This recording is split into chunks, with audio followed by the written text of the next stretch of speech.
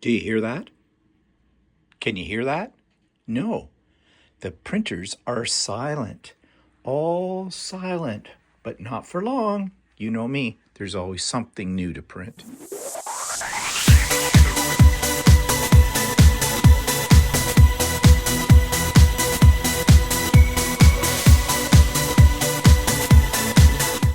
Good morning, everybody. It's Stephen here for Bland Designs and the Idiot Quilter, and welcome to my weekly vlog number 383 for November the 11th, 2024. And I guess saying Happy Remembrance Day is not an appropriate thing. It is Remembrance Day, so yeah, remember, reflect. And if you see a service person today out there, thank them. Thank them for their service. Okay, so let's get right into what I've been working on. So let me switch my camera to the screen. Yes, that's the one I want. And here it is. Whirling Wonders. This is a design by Stephanie Stitches. Beautiful design. And I'm really pleased with the way this quilt turned out. And I'm going to talk more about it in detail tomorrow on the Idiot Quilter. So this is just a little preview. But this is one that I have earmarked for possibly entering into the spring fair in our area. And I've never entered a quilt before. So this might be the one I will. We shall see. And moving right along here. Okay, so I've got this gift set together. This is going to be for my hairdresser. You've seen the medium-sized bag. That's the wine tote. I call the wine tote. It holds 2 bottles of wine. And the full-size tote bag, which means it has an extra panel, is the big one, of course, sitting there. And I'm very happy with both of those. The one you see right in the front, the zippered pouch, I'm not so happy with. I use the same colors, but it is a different design because I can't make it, because these are all done in the hoop on my embroidery machine, of course.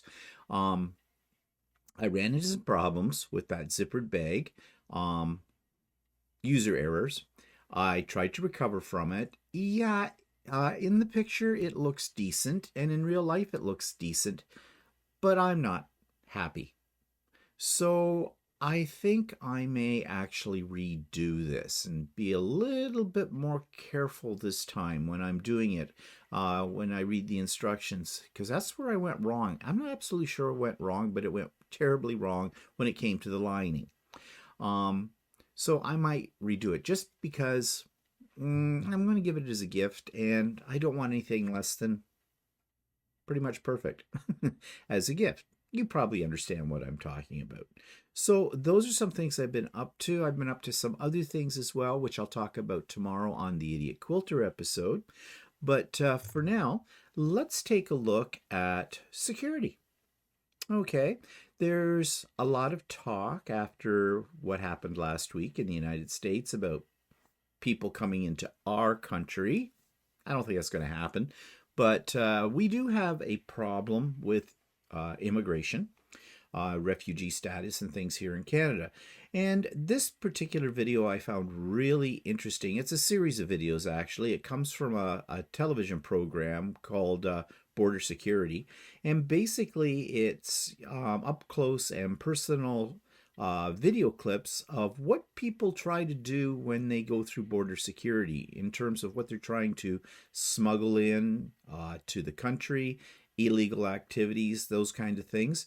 And I especially find, like, there's one for the US, there's one for Canada, and there's a series for Australia. And I find the Australian one especially interesting because Australia has very, very strict border control.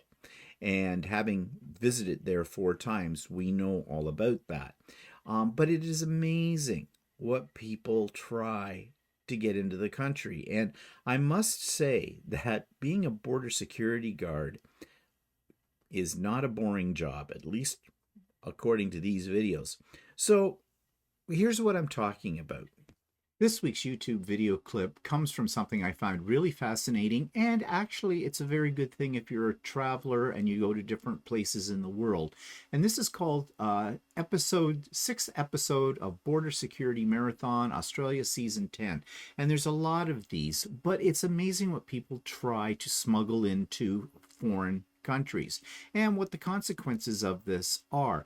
Now, I know a lot of people will say customs border guards are really stupid. Don't think so, and I don't think you should go in with that attitude. These guys know their job, and they know how to detect everything that might be a biohazard to drug smuggling to money laundering, the whole bit. But it's really great entertainment to watch the people that get caught, how they try to lie their way out of the situation. So if you want to watch some really interesting television, and you're interested in travel and that kind of thing, then this is the kind of video that's for you. So check this clip out. It's got about over 2.5 hours of this particular program, and this one's about Australia, but there are other ones for the United States and for Canada as well. So you'll find the link for that series in the show notes below, and it's great. It's great watching. I really find it interesting. But anyways, there's that. There is the link for Sewing with Stephanie and Stephen on Wednesday at 9 a.m. Eastern Time. All are invited, all are welcome. And again, I'm just going to remind you I have a couple of links for 2 of my free patterns, ones that I have written. They're absolutely free. They're located on my Google Drive. You just click on that link. You'll get in and be able to download those if you're interested in them. I've had them up there for quite a while, and I don't think I'm going to take them down, but I have no idea how many people have actually downloaded those patterns. If you're one of the people who has not, give it a shot. Cost you nothing, if you're interested. Okay, links to my friends' channels as well, so please support them. And you will find links for Air Hope. Now, I talked yesterday a little bit more about, Hope Air, and that's the charitable organization that I donated one of my quilts to, and it's being raffled off. If you wish to buy a ticket with the possibility of winning this quilt, then I believe they're going to draw for the quilt on December the 5th or 6th, so it's not that far away. And you can buy your ticket for it on that site. No pressure. Okay? I said it yesterday. I'll mention it again here. I did send out an email to my mailing list explaining this project and putting that link in there for anybody that was interested. And to those of you that have bought a ticket for the raffle, thank you very much. I just want to make it clear that any money that's raised with this raffle is not going to me at all. Not a cent.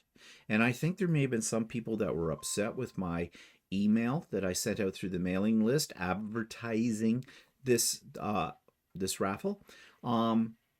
It was not my intention to put pressure on people, but I wanted to get the word out there because I'm trying to support Hope Air. So, yeah. I had 2 people who told me to remove them from the mailing list. One was passive-aggressive. That one said, please take me off your mailing list. I love your channel. Okay. And the other one said they were too busy at work. Take them off the mailing list. Okay. Yeah, are you a little bit mystified? I'm mystified, but that's okay. If they don't have to give me a reason. If you don't want to be on the mailing list, just say so. I'll take you off. No questions asked. That's fine with me. But I got the sense that they were pissed off at me because I had sent this out about this charity thing. Okay, go figure. But just want to make it clear that I'm just supporting this charity because basically I didn't donate my quilt to be raffled off. I donated my quilt to be given to someone who's being transported to a medical facility by plane from way up north or in a remote area to keep them warm, give them some comfort, because these people are having like serious health problems. That's why they're being transported by this organization for no cost to them. So yeah, it was Hope Air that decided it might be better used as a way of raising funds. Okay, but as I said, all I did was donate to quilt. I have nothing else to do with it. and I believe it's a good cause. So, yeah. Okay, enough about that. Excuse me, clearing my throat. And you will find links for all of last week's past videos as well. Okay, so let's take a look at what the weather is doing outside today. And here it is. It is 7 o'clock in the morning here. And yeah, it looks like it's overcast. It's kind of dull. It's November. It is November. You'll notice the leaves are gone. Walter's been out 3, 4, 5 times, I don't know, raking them up.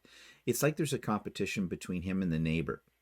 If Walter goes out and rakes leaves, the neighbor comes out and starts raking his. I think his wife tells him, "Get out there. We can't have their lawn looking better than our lawn." Friendly rivalry. And when the neighbor's out doing it, Walter goes out and says, "Oh, I better go out and rake leaves." So I don't know what that's all about. I don't rake leaves. No. God put them there. God will take them away. Yeah, that's the way I look at it. And I'm lazy. But anyways, yeah, it's very dull out there right now. It'll look very pretty when there's snow, but I'm not wishing for snow anytime soon. I'm happy with the way it is. And by the looks of the temperature today, we're not having snow today, that's for sure. Or possibly any time this week. Excuse me, my throat's a little froggy. When isn't it, you say? Okay, so right now it's 9 degrees C with a high of 12 degrees C. That's not cold. Oh, it's brisk, but it's not cold. No, more damp than anything. They're talking about rainy condition, 55% chance at some point today. However, it looks like it may not rain until around 5 o'clock this afternoon. Tuesday's supposed to be sunny, a little cooler. 0 is the low, 7 is the high. Wednesday, partially cloudy, getting a little colder, -2, but back up to 7. And then Thursday and Friday are partially cloudy, but highs of 9 and 11 degrees, and Sunday as well. So, yeah, and I'm just looking ahead here, and there's not any more precipitation until about a week from this Tuesday coming. Yeah, of course, weather is subject to change, is it not? But no snow in the forecast, and that is okay as far as I'm concerned. It'll come soon enough, and it can't leave too soon. Okay, so what's pissing me off this week? Well, basically, we talked about this extensively yesterday on Stephen and Walter Live, and that, of course, was the U.S. election. You can't avoid it. Everybody's talking about it, right? And I'm sick and tired of the discussion. It is what it is. Okay. I know maybe Americans are saying, yeah, easy for you to say you're Canadian, you're not affected. Yeah, we are. Not the same, and probably not to the extent you are, but we are affected. Whatever happens in the United States, and we talked about this yesterday, affects us here in Canada to a certain degree as well. And of course, we do have a lot of commonality with the United States. You have assholes in politics. We have assholes in politics. Politics attract assholes. Simple as that. So, anyways, this is Remembrance Day. And it's a time for us to remember the sacrifice that people have made on our behalf to keep our countries free, to keep us democratic. So that's what we should be focusing on. However, the American election, okay? It was a shit show. Let's face it, it was a shit show. And the thing about the American election is it went on and on and on, as it always does. Like our elections run about a month, and then they're over. Boom. Which is good. Because even though the media gets involved, and we talked about this yesterday, because really our perception of politics comes mainly from the media, and the media twist and turn everything. I agree with Trump on one thing and one thing only. The media is a form of fake news because of the way they spin things. And it gets us all riled up, doesn't it? And we think our countries are going down the tubes. So, bringing it back to Remembrance Day, what was the use of all those people going across overseas fighting a war against tyrants over there, two big world wars, and then all the other ones that have continued since that time? Um, what's the point? The point is to keep us free. Okay, I think we need to keep that in our mind. It is still here where we live. As Canadians, we live in what I would consider one of the best countries in the world. Yes, as Canadians, we complain about it because that's what you do. But if you stand back from it and look at all the other things that are going around or happening in the rest of the world, this is not the Ukraine, this is not the Middle East, and any of the other places where there's a lot of poverty, a lot of tyranny, a lot of grief. Even if, and this goes for the United States as well, even given the fact that the United States have put an idiot into power, it is still not as bad as other parts of the world. Yes, I know he could make it possibly worse, but we don't know that for sure. He has a lot of rhetoric going on. Actions speak louder than words. And I am sure that the American people and the rest of the world will rise up to meet the challenge of that, of whatever he does. There are laws in place. There are people. You wouldn't know it according to the media, but there are people in place in positions of power within the United States that are smart and smarter than him.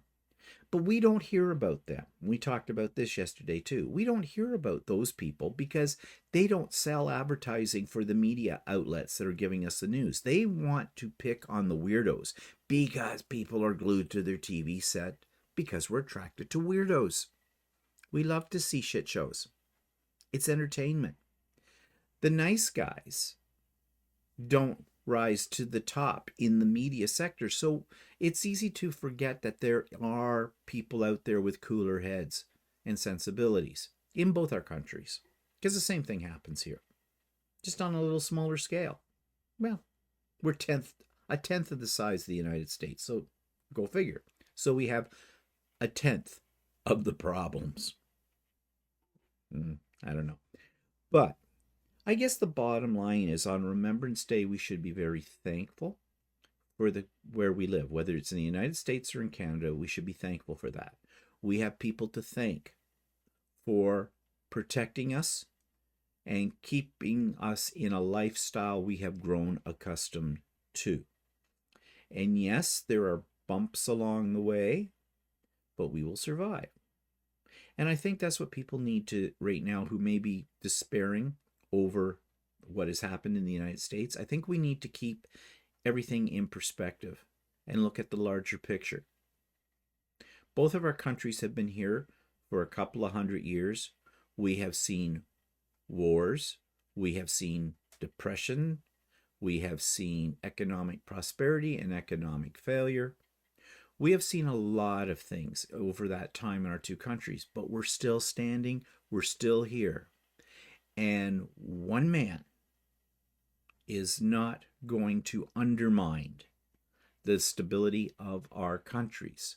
So think of that. If you're one of the people that's getting all upset, and if you're an American and you've been scanning the internet to see how you can get into this country, we're not letting you in, by the way, to get into this country to live,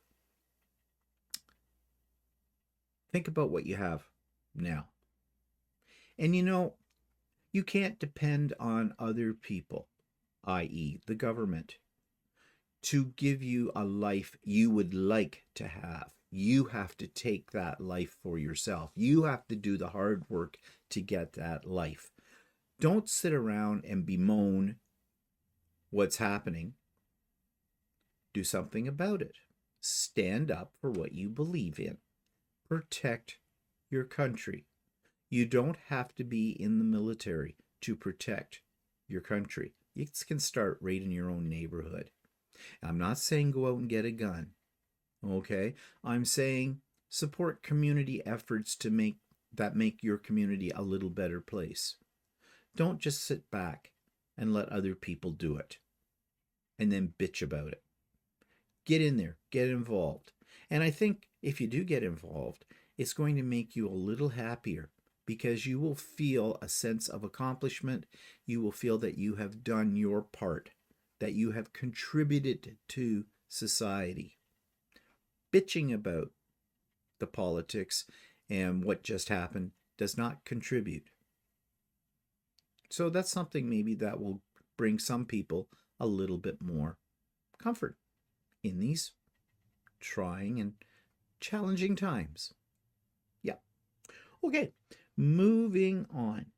Grow lights. Yes, we do have stuff growing, and here is our stuff that's growing. That is lettuce. The ones in the first two trays. In the third tray to, I guess it would be to the right, little ones that are coming up, those are peppers. And the other lushy green things coming up are basil. Now, I think the plan is when the peppers get a little bigger, Walter wants to transfer them over to the larger grow lights because, the peppers grow fairly tall, and try that. And boy, it's going to peppers take about 80 days to mature or possibly longer. And when they're outside, not sure what it'd be like under grow lights. So we're not going to see anything on these pepper plants for a couple of months yet. But it'll be nice to have them because have you looked at the price of green peppers in the grocery store?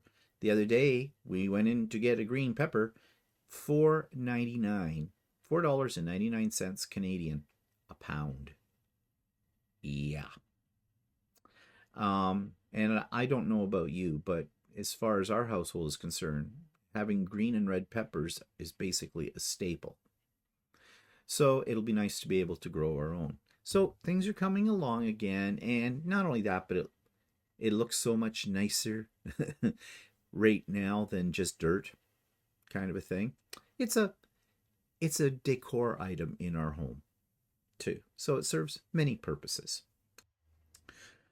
So that brings me to new products. And I thought I would have a Temu haul to show you this week because it was supposed to have arrived by November the 9th. Well, this is November the 11th. I still don't have it. So this is the first time I've ever had a problem with anything being that I've bought from Temu in terms of delivery. I don't know what's happened. According to their tracking information, it has cleared customs, so it should be on its way. And that's it. It's just been sitting there. They've actually given me a $5 credit, which is part of their policy for, because it didn't arrive to me by the date they said it was going to arrive. But I want my picks because that's what it is. It's a whole bunch of, picks for, little branch-like things that I use in my little Christmas tree to fill it out. I love using them for that. But I also bought a whole pile of these things for the things I'm making for home decor, for Christmas decorations sort of thing. So I'm a little disappointed because I want to get on with that project.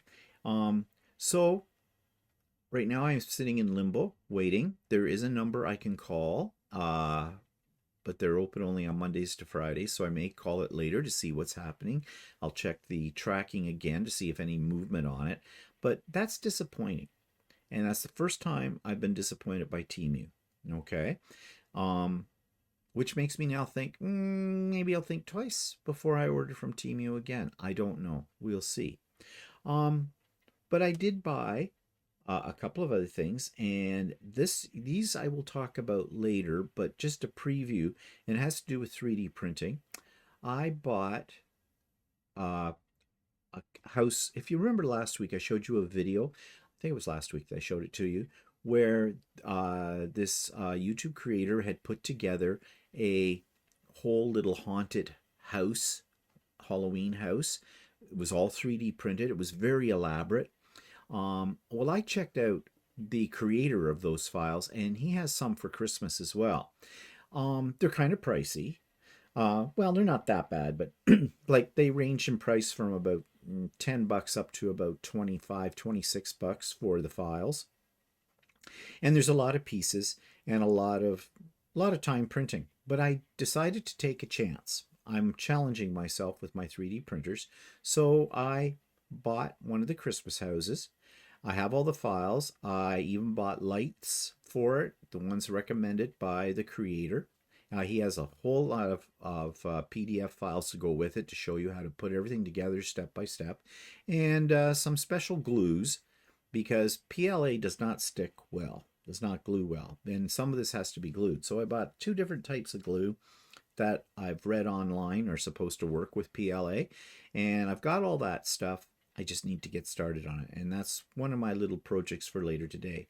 I will be talking about it more probably next week as I start building it. This is going to be a lengthy build. It's going because there's a lot of pieces for all of this. It makes me happy I have 5 3D printers right now. So we'll see what happens. I'm sure there's going to be things are not going to be that easy.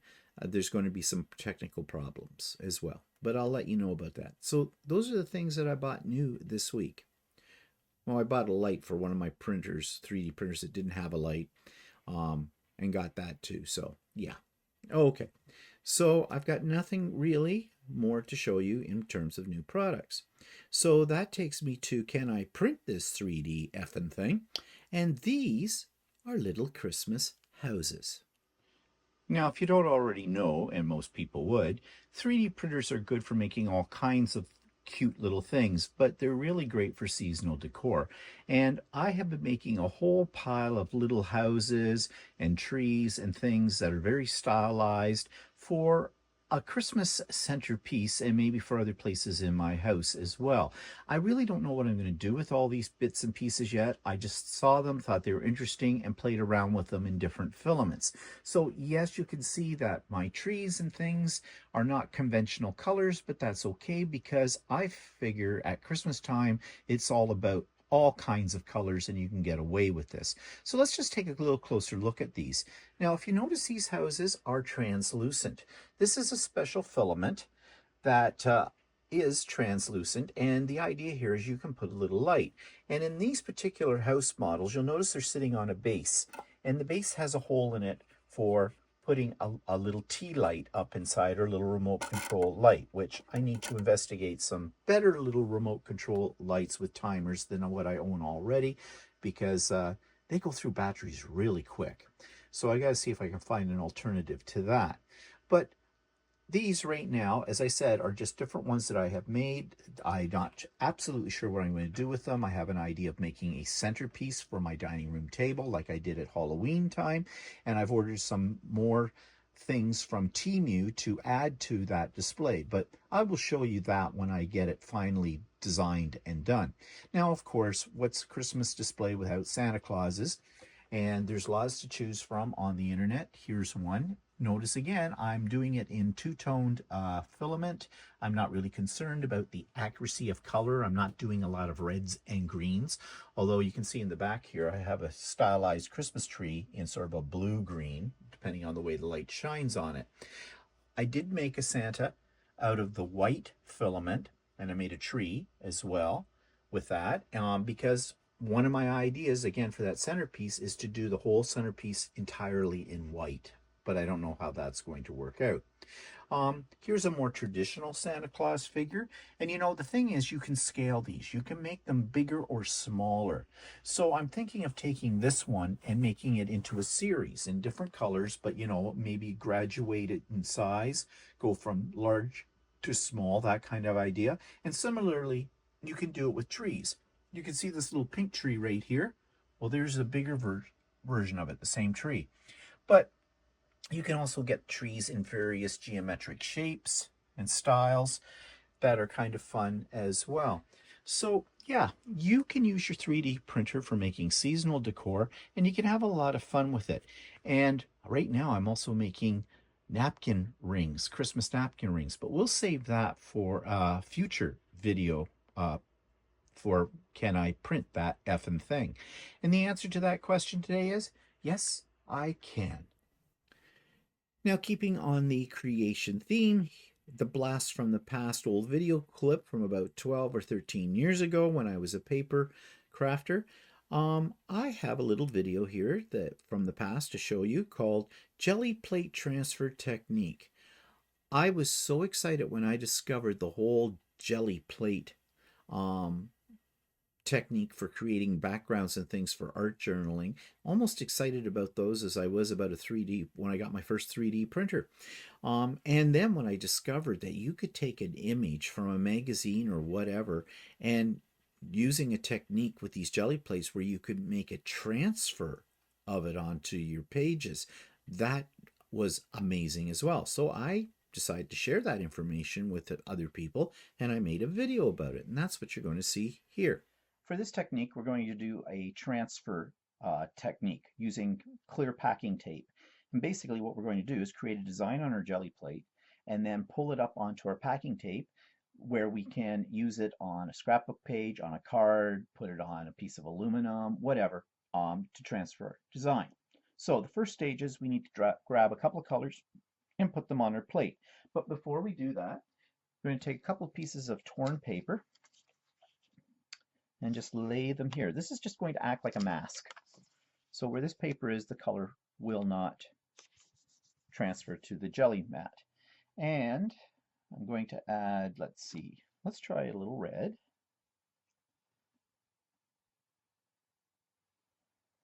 And I'm going to try a little of this violet.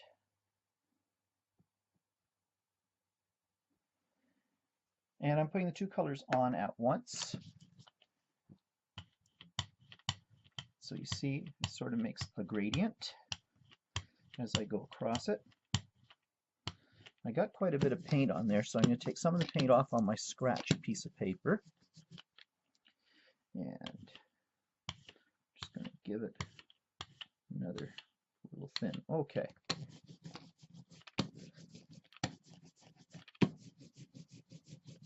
Now I'm going to play. I'm going to leave those strips of paper on there for a minute, and I'm going to take a stamp.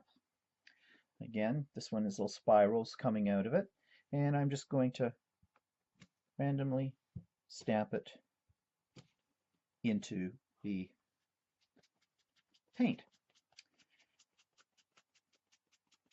Okay.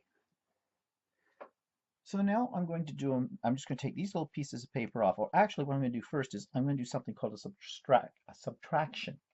And to do that, it just means taking some of the paint off the jelly plate. And I'm going to use a very high-tech device for this. It's the rubber end of a pencil. And I'm just going to randomly put little dots all over the exposed areas. And you see that's just subtracting some of the paint. So that's a subtraction method. Next, I'm going to pull these little pieces of paper off. Now I could save these, use them maybe in my art journal or something like that, but I'm not. I'm just going to throw them away at this point because they're in my way. So I've got some more areas to play with. So I'm going to pause the video here for a second while I find some interesting things to add some paint with. Okay, so now I'm going to add some design to it and add some paint to it. So I have here a piece of actually palette paper, which is a type of paper that you can put some water on this and it'll keep your paint from drying out. And all you need to do is just spritz it with a little water and then add some paint. I'm going to add a little yellow. That might be more than a little. And I'm just going to use my brayer to just smooth it out a bit. Ooh, look, I got some color off of this from my other thing, so that's okay. I'm going to work with that. It's kind of pretty. And I'm taking a texture stamp. This one has little lines through it, and you can see there's some silver on it from another time I used it. I don't know if that's going to come off or not, but I'm not going to worry about it. Again, didn't clean it. And I'm just going to dip it into the paint. I might need to put more paint on it. And I'm just going to stamp. And you know, I think I'm going to add a little bit more paint.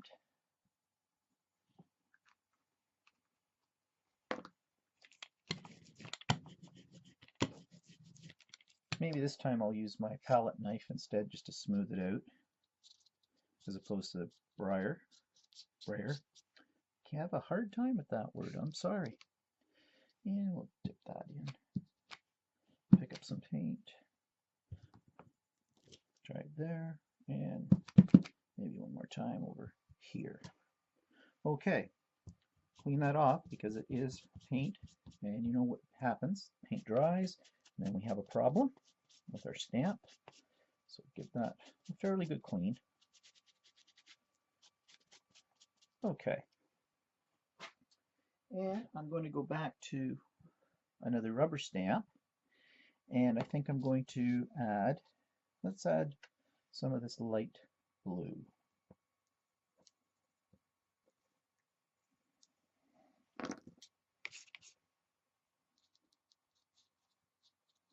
Mix it up. Got a little yellow in there with it too, but that's okay. Okay. Ooh. Careful with this stamp. Its definition isn't quite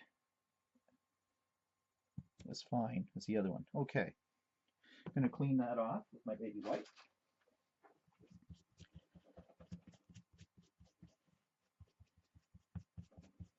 And I'll be back in a second with a couple of more things.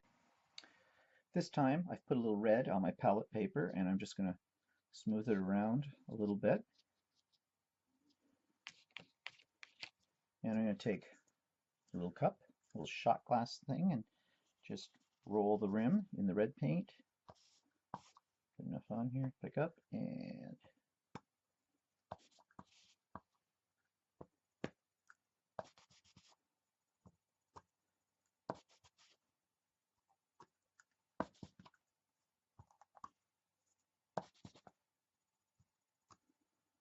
okay, so that's good with that. Now, I'm just going to, let's see, what should I do? Should I add anything more to this or not? Let me think about this for a second. Well, maybe I'll go in with the red again and use my handy dandy little eraser and just add. Before we used the subtract because we were putting it in paint. Now I'm putting it in the more open areas.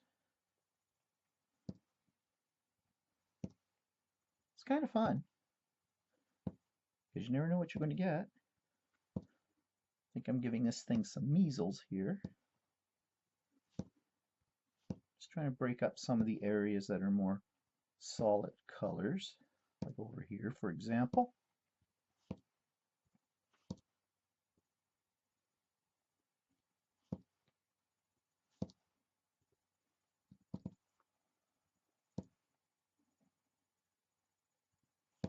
Any more? Maybe over here in the blue. And there in the blue. Okay. So now what we're going to do is we're going to let this dry. And this can probably take about 5 minutes or so to dry. So we will return.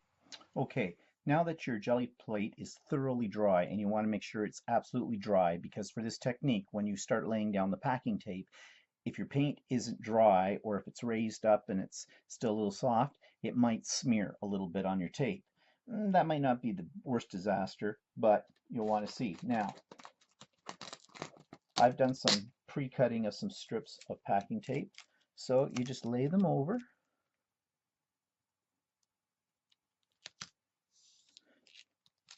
And you take a credit card or straight edge of some sort and just smooth the tape over. I'm going to take another piece, and you want to know something? Trying to line this up isn't always the easiest. So I want to get the maximum amount here. You want to get the air bubbles out. So basically you're varnishing it.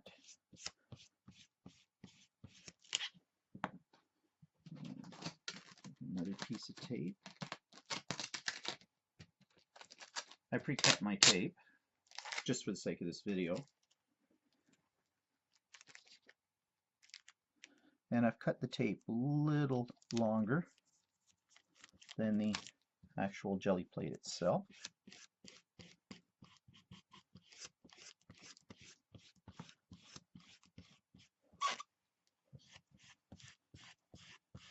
And I think I can get maybe one more piece on the end there.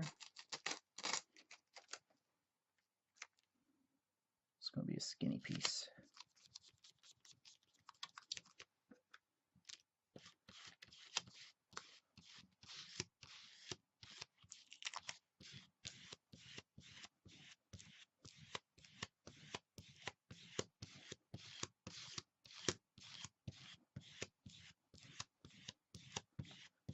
Varnish it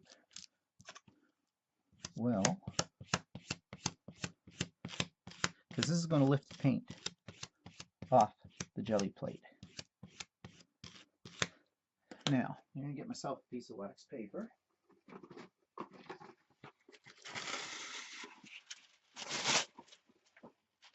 And I'm just going to lay it down here over to the side. And this is what I'm going to put my tape on when I peel it off. So now you peel slowly, and if it looks like it's not picking up something, just let it go back down and rub it again. Varnish it a little bit more.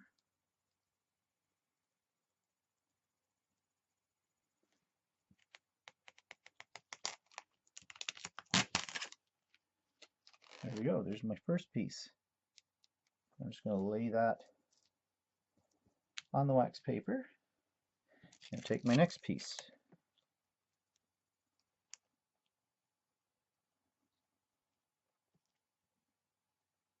Oh, there's what I talked about. One piece, that little piece, that probably wasn't that dry. I should have left it a little longer. The longer you leave it, the better. Okay, there's a second piece. Let's take a look.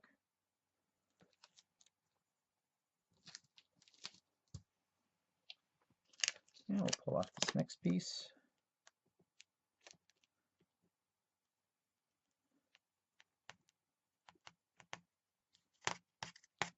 Now you noticed I kind of got those two pieces overlapping, and that's why I'm having a little difficulty with that one.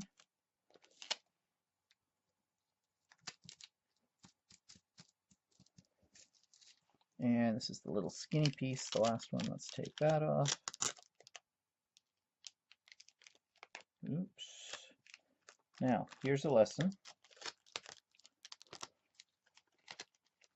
I've got a wrinkle in this, and I don't know if I can get the wrinkle out. I don't think I can. I'm just going to put it down here. Maybe I can cut it out later. So, I have them all down on my wax paper. And now they're ready for, I can peel them off the wax paper whenever I want to use them, trim them, and I can put them across a piece of foil background. I can use them in an art journal. I can use them as background strips or overlays on a scrapbook paper or on a card. But each one has a little neat different design to it, and it's ready to go. So there you go. Jelly plate transfer onto packing tape. Oh, and by the way, first time I've ever done this.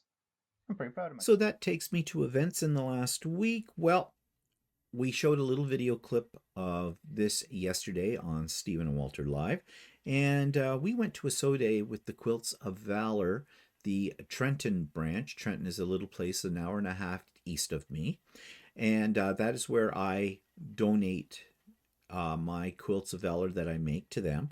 And we got invited to go there for a sew day. And they were doing 8 presentations that day as well. And the reason we got invited was because my quilt was being presented to a veteran. So, of course, I was excited about that. And it was a great day.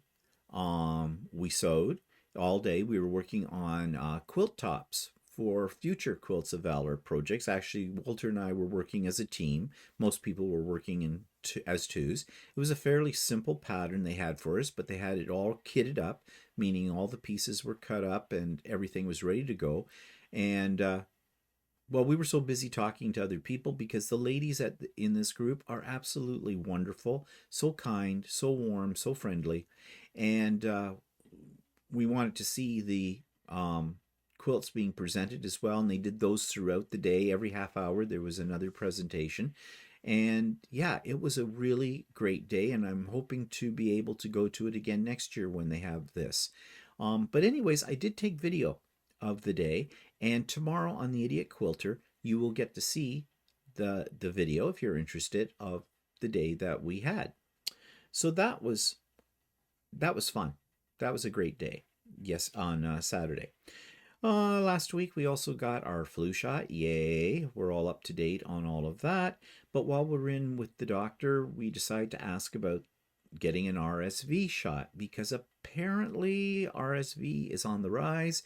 This is not a new thing. It attacks your lungs, okay, your respiratory system. In children, it can be deadly, and in old people, like me, it can be somewhat deadly as well. Now, she said, well, she said, you're really not in the high risk group because you don't have respiratory problems and you don't have a compromised immune system and blah, blah, blah, blah, blah, blah. And that. But she said it might not be a bad idea to get it because she said her daughter had it and darn near died. So, yeah, when you hear that from your doctor, you kind of think twice, right? You kind of think, maybe we should. Now, we asked her, okay, so how do we go about getting it? Well, our Ontario Health Insurance, our Ontario government, does not cover the RSV shot. It's one of the ones that's not on their list. So we have third-party insurance as well, supplementary insurance, mainly for dental, but it does cover medical as well. It covers our drugs, some of our drugs. And we're on the seniors drug plan that's provided by our government as well. So Walter looked into it, and this shot runs in around the $200 mark or so, or a little bit more. But our insurance will cover about 90% of it. So it's going to cost us about $35 to get the shot. So we have decided we do want to get that. So our doctor wrote us a prescription. We take it to the drugstore and we get that filled. And we'll have to find out then whether or not the drugstore will give us a shot, the pharmacist will, or whether we have to, take it to our doctor and have her give us the shot. So we'll find that all out. We're not going to look into it this week because we've just had the flu shot and they like you to wait a couple of weeks before you have another shot. Although, funny thing there is that they're giving people both the flu shot and the COVID booster shot at the same time. So, don't know what that's all about. You get conflicting information from the medical community, I have found. But anyways, so, and plus we've got, in case we have a reaction to the shot, we don't usually have a reaction to any shot, but we've never had an RSV before, so I don't know. So we have friends coming this weekend, coming out for the weekend, and we don't want to be sick when we're having company. So we're going to leave it until the following week, and then we'll get the wheels rolling on that. So, yeah. So, speaking of friends coming, we have some friends coming from Toronto for the weekend. You've heard me talk about these gentlemen before. We usually get together twice a year. We go to their place and they come to our place. And it's usually 6 months in between. It's just the way it's always worked out like that. So, they'll be coming here for the weekend for dinner and everything. So, that'll be nice. That'll be, yeah, very nice. It's always nice to see them. We've known them for.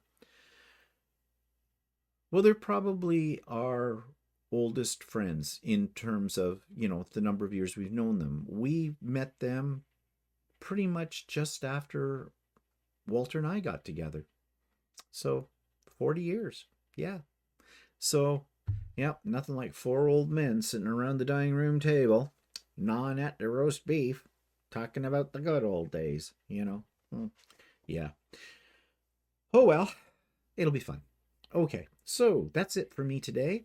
Do tune into Idiot Quilter tomorrow because I've got lots there to show you. And that little video clip that I made of the Quilt of Valor Day I think you'll enjoy it.